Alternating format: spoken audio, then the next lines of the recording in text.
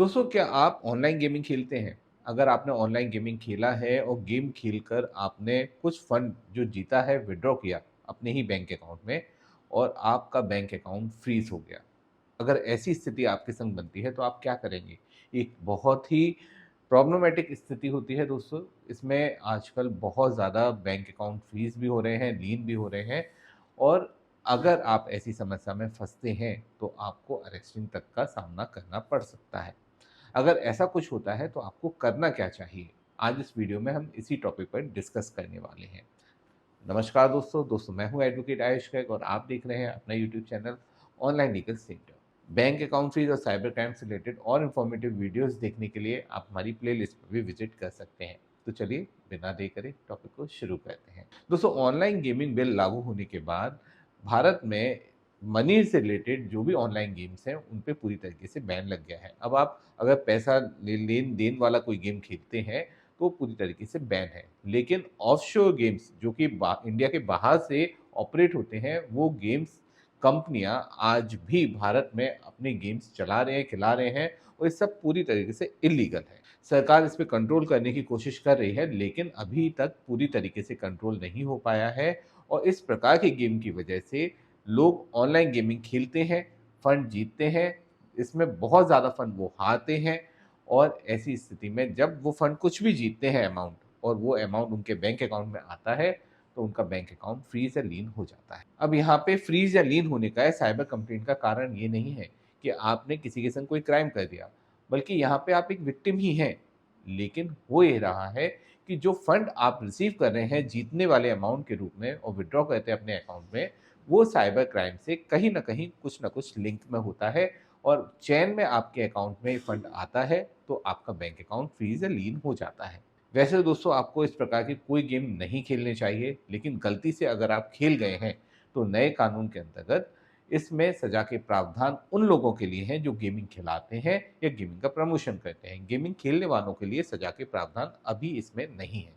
लेकिन फिर भी लीगल प्रोसीडिंग से आप बच नहीं सकते, आपको उसका सामना करना पड़ेगा। साइबर क्राइम का फंड आपके अकाउंट में आया है, इस वजह से आपको साइबर सेल बुलाया भी जा सकता है, आपके घर पे पुलिस आ भी सकती है इन्वेस्टिगेशन के लिए। तो आपको यहाँ पे बचना नहीं है, छुपना नहीं है, आपको उसको फेस करना है क्योंकि आपने यहाँ कुछ गलत नहीं किया है, आपने किसी के संग क्राइम नहीं किया है। गेमिंग खेलना एक अलग मैटर है कि वो गलत है, उसको नहीं खेलना चाहिए, लेकिन अगर आप खेल लिए हैं और आपने कुछ फंड विथड्रॉ कर लिया है उससे जीत कर, तो आपने किसी के संग कोई क्राइम नहीं किया है। हमारे पास बहुत सारे केसेस ऐसे आते हैं जिसमें लोग ऑनलाइन गेमिंग खेल लेते हैं, इसमें स्टूडेंट्स भी होते हैं, इसमें हाउसवाइफ्स भी होती हैं, इसमें गवर्नमेंट सर्वेंट तक होते हैं और उनको इसके बारे में जानकारी नहीं होती। किसी भी सेलिब्रिटी या फिर यूट्यूबर के प्रमोशन के थ्रू वो इन चीज़ों को देख लेते हैं और उनको खेलकर वो अपने आप को ऐसे झंझटों में फँसा लेते हैं। अब दोस्तों, कुछ भी हो, अगर कोई भी साइबर कंप्लेंट आपके अकाउंट पे आ गई है, तो आपको उसको रिलीज़ कैसे कराना है? आखिर उसमें आपको करना क्या है? सबसे पहले तो दोस्तों, आपको बैंक में विज़िट करके पता करना चाहिए कि किस साइबर सेल से कंप्लेंट है, क्या कंप्लेंट नंबर है, ट्रांज़ैक्शन डिटेल्स क्या है? उसके बाद आप उस साइबर सेल से कॉन्टैक्ट कर सकते हैं। सीएफसीएफ आरएमएस एक पोर्टल है, जो नए कानून के अंतर्गत बैंक की ज़िम्मेदारी बनाई गई है कि उस पोर्टल पे आपके केस को अपडेट करें, जिससे जल्दी से जल्दी आपके केस की प्रोसीडिंग पूरी हो। लेकिन बैंक इस चीज़ों को फॉलो नहीं करते हैं, तो आप बैंक में विज़िट करके सीएफसीएफ आरएमएस पोर्टल पे ज़रूर अपने केस को रजिस्टर्ड करवाएँ। इसके अलावा आपको साइबर सेल की एक बार जब डिटेल्स मिल जाती है कि साइबर सेल से कंप्लीट है, क्या ट्रांज़ैक्शन डिटेल्स हैं, इसके अलावा आपका कौन-सी लेयर में बैंक अकाउंट फ़ीस है, कौन-सा पुलिस स्टेशन है, तो आप उस साइबर सेल से कॉन्टैक्ट कर सकते हैं, इन्वेस्टिगेशन ऑफ़िसर से कॉन्टैक्ट कर सकते हैं। इसके लिए सबसे ईज़ी साधन होता है कि आप एक रिप्रेजेंटेशन साइबर सेल में सबमिट करें।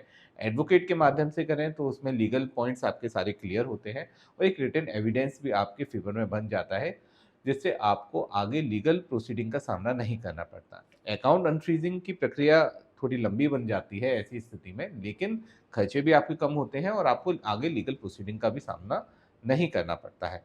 इसके अलावा दोस्तों, आप साइबर सेल में डायरेक्ट विजिट भी कर सकते हैं। अगर आप विजिट नहीं करना चाहते तो एडवोकेट आपके बिहाफ पे विजिट कर सकते हैं और विजिट करने पर ऑफिसर से बात कर सकते हैं और सारे ट्रांज़ैक्शन की जेन्युइनिटी आप प्रूफ कर सकते हैं कि साहब हमने कुछ गलत काम नहीं किया है, किसी के संग कोई फ्रॉड नहीं किया, ऑनलाइन गेमिंग खेला है, इस वजह से मेरे बैंक अकाउंट में फंड आया है।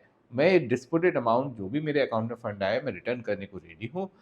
इस आधार पे ऑफिसर आपके बैंक अकाउंट को अनफ्रीज भी कर सकते हैं। कई बार दोस्तों ऑनलाइन गेमिंग खेलते समय आपके बैंक अकाउंट पे मल्टीपल कंप्लेंट्स हो जाती हैं। अगर मल्टीपल कंप्लेंट्स होती हैं तो यहाँ इश्यूज ये आते हैं कि आपको डिफरेंट डिफरेंट साइबर सेल से ऐसी स्थिति में कोऑर्डिनेट करना पड़ता है। तो यहाँ पे रिप्रेजेंटेशन ज़रूर काम आता है, क्योंकि इतना पॉसिबल नहीं हो पाता कि हर साइबर सेल में आप विजिट करें।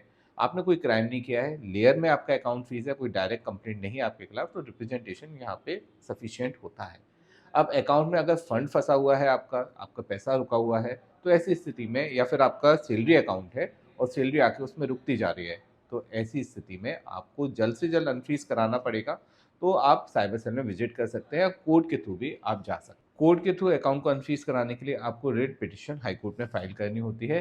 ये मैंडेमस रिट पिटिशन होती है। इसमें डिस्प्यूटेड अमाउंट को होल्ड करके अकाउंट को चालू करने का ऑर्डर साइबर सेल को दे दिया जाता है, इवन बैंक को भी दे दिया जाता है।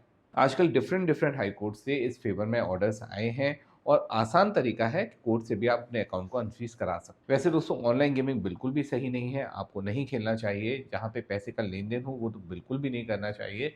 और अगर गलती से भी आप फंस गए तो उसका सॉल्यूशन है, घबराने की यहाँ कोई ज़रूरत नहीं है। दोस्तों ऑनलाइन लीगल सेंटर एक लॉ फर्म है, हमारे ऑफिस ऑल ओवर इंडिया है। बैंक अकाउंट फ्रीज और साइबर क्राइम से रिलेटेड किसी भी इशू के लिए आप कभी भी हमारी हेल्पलाइन नंबर पे कॉल कर सकते हैं। हम आपके साथ हैं, आपकी पूरी हेल्प करेंगे। दोस्तों एक बात और विशेष ध्यान रखिए, अगर मनी म्यूल का केस है, यानी आपने अपने बैंक अकाउंट को किसी को रेंट पे दे दिया है, तो ये स्थिति ज़्यादा खतरनाक होती है। कई बार ऑनलाइन गेमिंग खिलाने वाले आपके बैंक अकाउंट को यूज़ कर लेते हैं, मिसयूज़ करते हैं, मनी म्यूल की तरह यूज़ करते हैं, मनी म्यूल अकाउंट्स की तरह यूज़ करते हैं आपके अकाउंट को। तो यहाँ पर आपके लिए इश्यूज़ बनता है, क्योंकि यहाँ पे अरेस्टिंग तक आपकी हो सकती है। अगर ऐसी भी कोई स्थिति है तो घबराएं नहीं, आप इसका भी सॉल्यूशन है, आप हमारी हेल्पलाइन नंबर पे इसके लिए कॉल कर सकते हैं। वीडियो अच्छा लगा हो तो इसे लाइक शेयर कमेंट जरूर कीजिएगा। चैनल को अभी तक सब्सक्राइब नहीं किया है तो इसे सब्सक्राइब भी जरूर कर लीजिए, जिससे आपको ऐसे ही लेटेस्ट इन्फॉर्मेटिव वीडियोज़ के नोटिफिकेशंस मिलते रहेंगे और आप भी लीगली अपडेटेड रहेंगे। अंत में सतर्क रहें, अपने अधिकारों के लिए जागरूक रहें और ऑनलाइन लीगल सेंटर से जुड़े रहें। मिलते हैं अगले वीडियो में। जय हिंद।